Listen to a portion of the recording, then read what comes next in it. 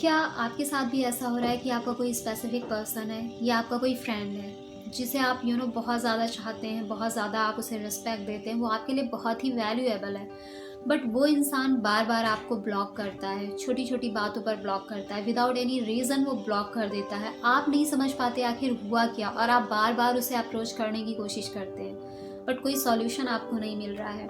तो इस वीडियो को एंड तक ज़रूर देखिएगा। ये वीडियो एक सॉल्यूशन ओरिएंटेड वीडियो है जो आपको देगा सॉल्यूशन आपके इस प्रॉब्लम का, कि आखिर ऐसा क्यों हो रहा है और इस सिचुएशन में क्या करना चाहिए ताकि सिचुएशन सही हो।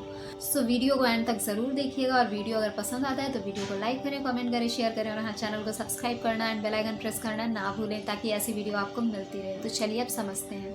Hello everyone, I hope you all are very well and living an easy, effortless, happy, healthy and a wealthy life.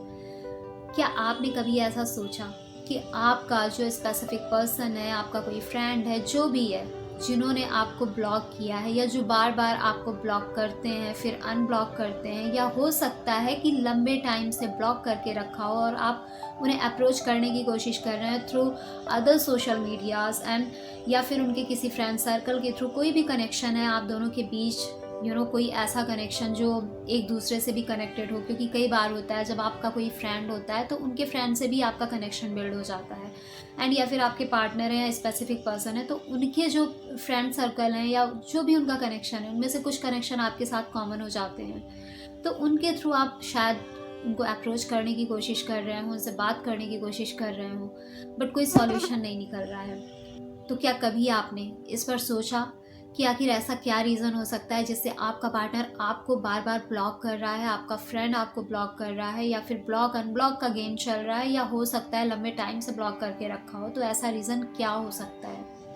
इसके कई सारे रीज़न हो सकते हैं। हो सकता है कि आपका पार्टनर कुछ चीज़ें आप में चेंजेस चाहता हो और वो फेस टू फेस ना कह पा रहा हो, इस वजह से अगर कोई चीज़ आपकी बुरी लगती है तो वो आपको ब्लॉक कर देता है।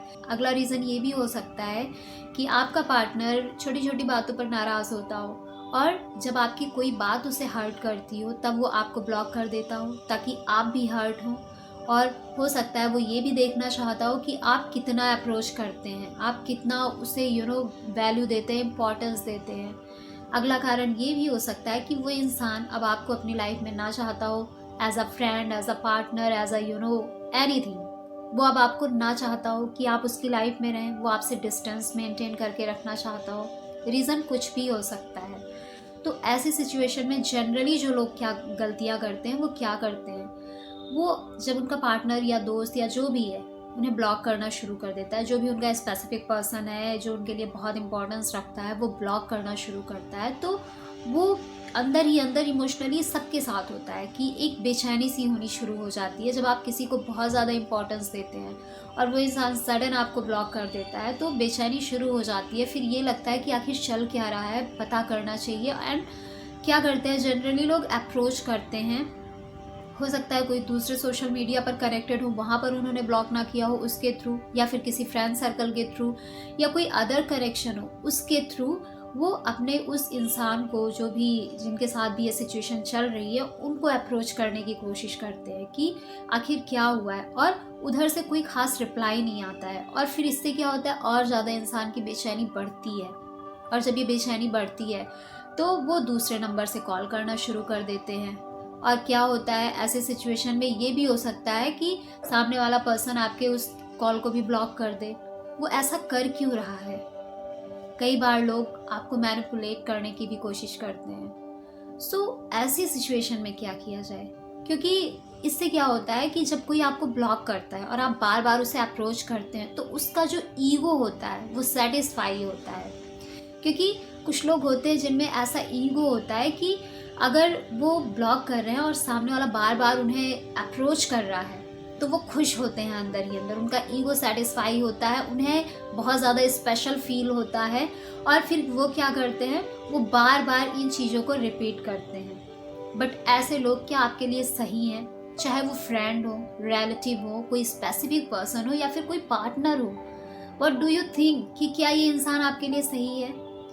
सी, अगर कोई आपके लिए सही है तो वो ऐसे आपको परेशान नहीं करेगा, कभी नहीं करेगा। हो सकता है कि कुछ डिबेट हुई हो, थोड़ी देर देर के लिए नाराज़गी हो, तो वो इंसान थोड़ी देर के लिए आपसे बात नहीं करेगा, आपको रिप्लाई नहीं करेगा, बट ये ब्लॉक करना, अनब्लॉक करना, ये चीज़ें नहीं करेगा, पहली चीज़ तो। दूसरी चीज़, वो आपसे बात ज़रूर करेगा।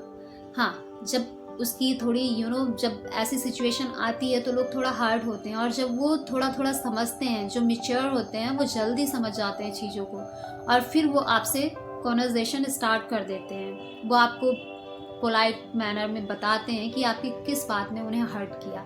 बट अगर वो सही नहीं है आपके लिए और कोई मैनिपुलेटर है, तो वो ये ब्लॉक वाला, अनब्लॉक वाला गेम बहुत खेलते हैं। सो ऐसी सिचुएशन में बहुत ज़्यादा आपको सावधान रहने की ज़रूरत है कि अगर कोई इंसान आपको बार बार ब्लॉक कर रहा है, आपसे आप कितना भी अप्रोच कर रहे हैं, वो आपके उस अप्रोच को कोई वैल्यू नहीं दे रहा है, दैट्स मीन कि अब यहाँ आपको चुप बैठ जाना है। यहाँ आपको कोई भी अप्रोच वाला सिस्टम यूज़ नहीं करना है, ना तो किसी फ्रेंड के थ्रू उस इंसान से कनेक्ट करना है, ना ही किसी अदर सोशल मीडिया के थ्रू। बस शांत हो जाइए। अगर उस इंसान के लिए आप इम्पोर्टेंस रखते हैं तो वो इंसान खुद अप्रोच करेगा, क्योंकि आपने खूब ट्राई किया, आपने फुल एफर्ट दिया, आपने अपना बेहतर दिया, 100% दिया, ताकि आपका जो भी कनेक्शन है, चाहे वो फ्रेंड का हो, रिलेशनशिप में हो, पार्टनर का हो, आपने अपना 100% दिया। बट जब तक सामने से उतना एफर्ट नहीं आएगा, क्या आप अकेले किसी भी रिश्ते को चला सकते हैं? भले वो फ्रेंडशिप का हो, भले वो रिलेशनशिप का हो, कैसा भी रिश्ता हो, क्या आप अकेले चला सकते हैं? जी नहीं। म्यूचुअल गिव एंड टेक बहुत ज़रूरी है किसी भी रिश्ते में। अगर वो नहीं हो रहा है तो आप अकेले उस रिश्ते को नहीं चला सकते। सो यहाँ पर समझ जाइए कि अप्रोच करना बंद कर दीजिए, क्योंकि आप अपने सेल्फ रिस्पेक्ट की धज्जियाँ उड़ा रहे हैं उस इंसान के सामने, और वो उसका ईगो सेटिस्फाई हो रहा है, और वो खुश हो रहा है अंदर ही अंदर कि वो कितना वैल्यूएबल है। हो सकता है उस इंसान की लाइफ में कोई और आ गया हो सकता है वो इंसान आपसे दूरी बनाकर रखना चाहता हो सकता है कि वो इंसान आपको मैनिपुलेट कर रहा हो सकता है कि वो इंसान अब आपके साथ कोई कनेक्शन नहीं रखना चाहता है।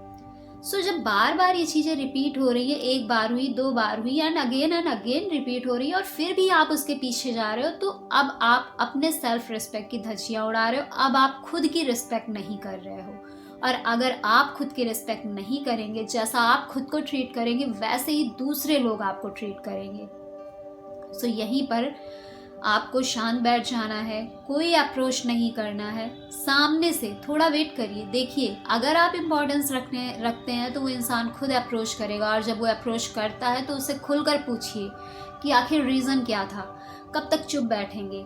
चीज़ों को क्लियरिटी से क्लियर करना बहुत ज़रूरी है। जब तक आप क्लियरली कम्युनिकेट नहीं करेंगे तब तक आपको बातें क्लियर नहीं होंगी, आप भी उलझेंगे, और सामने वाला आपको मैनिपुलेट भी करता रहेगा, चाहे वो लड़की हो या लड़का हो, ये दोनों के लिए है।